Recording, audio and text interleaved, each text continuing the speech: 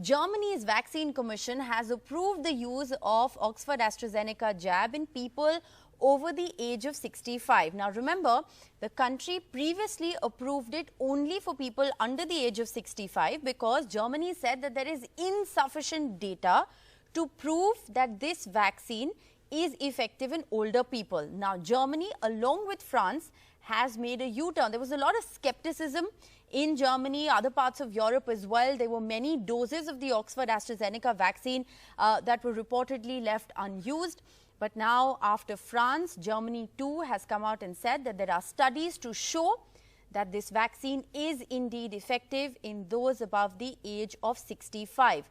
Well, joining us on the broadcast, we have Dr. Ravindra Gupta, Professor of Clinical Microbiology, Department of Medicine, University of Cambridge. Thanks so much for being with us. I want to begin by asking you, Dr. Gupta, what has prompted this change? What is the study that, Germany or France, for instance, have taken cognizance of, responding to which they've now allowed those above the age of 65 to receive the Oxford AstraZeneca vaccine?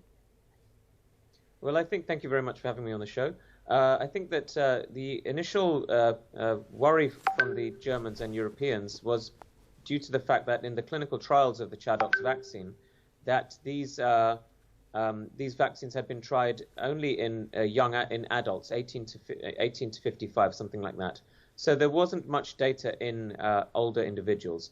Now, since the rollout of the AstraZeneca vaccine in the UK, of course, we have now accumulated probably at least 8 weeks of data, and reports are coming out on large numbers of patients throughout this country, and of course also Israel. But of course they haven't used the ChAdOx vaccine, but nonetheless, data are emerging on older adults, and it appears to be safe and effective at preventing disease overall in this population. It may not be fantastic, but the signals are that this vaccine does protect. And of course, Italy and Germany are at risk of a rise in cases.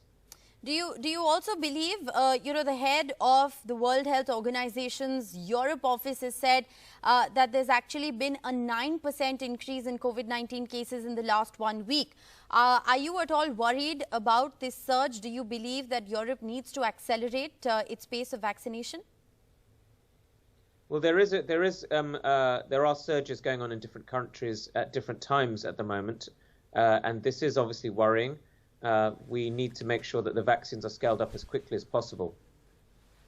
All right. My last question to you, is about, while of course Germany has now said that those above the age of 65 can receive the Oxford AstraZeneca vaccine, they've also, prescribed to the UK dosing regimen, which is 12 weeks apart. In India so far, we're still seeing the 28-day dosing regimen. How do the two dosing regimens differ?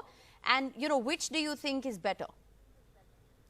Well, you see, the dosing interval is not going to be optimal for every vaccine. So different vaccines are going to have different optimal intervals. There's just no way biologically that different types of vaccines can all have the same dosing interval. So what we're trying to do is be pragmatic.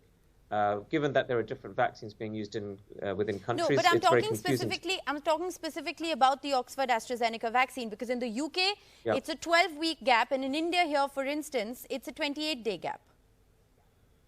Yes, so for ChAdOx, there are data showing that actually after 12 weeks, the 12-week gap is associated with potentially a better response to the booster vaccine. As opposed to 28 days. Right. But nonetheless, it's a good response.